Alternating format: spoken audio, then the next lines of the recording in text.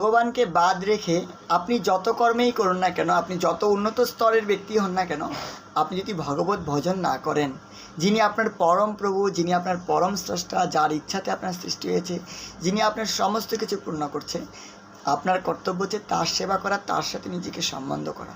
আপনি যদি তাহা না করে নিজের ইচ্ছা মতন কর্ম করেন, আপনি কখনোই এই জগতের বন্ধন থেকে মুক্ত হতে পারবেন না। কারণ ভগবানের এক নাম হচ্ছে মুকুন্দ, তিনি সকলকে মুক্তি প্রদান করেন। ভগবানকে উপেক্ষা করে কেউ কখনো সুখী হতে পারে না।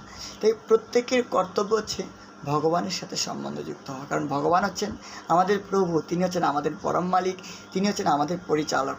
পরমেশ্বর ভগবান শ্রীকৃষ্ণ বলছেন, যেহেতু এতৎ অভ্যস্যন্ত নানুতিষ্ঠন্তি মে মতম সর্বজ্ঞান বিমূঢ়ান স্থান নষ্টান বিদ্যাচেতস।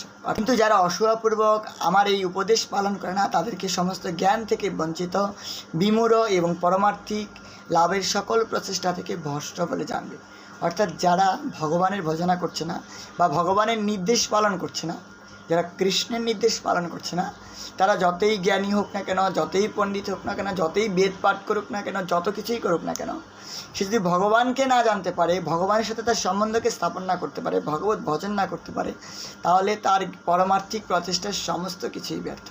সে হোক না জ্ঞানযোগী, হোক না ধ্যানযোগী, হোক না কর্মযোগী, হোক না ষটচক্রযোগী, সে যেই হোক না কেন, সে হোক না বেদবাদী, হোক না স্মার্তবাদী, সে যেই হোক না কেন, তাই প্রত্যেকের কর্তব্য হচ্ছে ভগবানের সাথে নিজের সম্বন্ধকে যুক্ত করে এবং ভগবানের নির্দেশ অনুযায়ী কর্ম করে।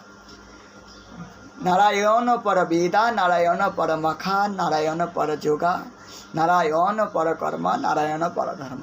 সমস্ত বেদের উদ্দেশ্য হচ্ছে ভগবান, সমস্ত কর্মের উদ্দেশ্য হচ্ছে ভগবান, সমস্ত কিছুর উদ্দেশ্য হচ্ছে ভগবান। তাই আমাদের সমস্ত কিছু ভগবানকে কেন্দ্র করে করতে হবে, তবেই আমরা এই জগতের বন্ধন থেকে মুক্ত হতে পারবো, তবেই আমাদের এই জগতে আসার সার্থকতা হবে।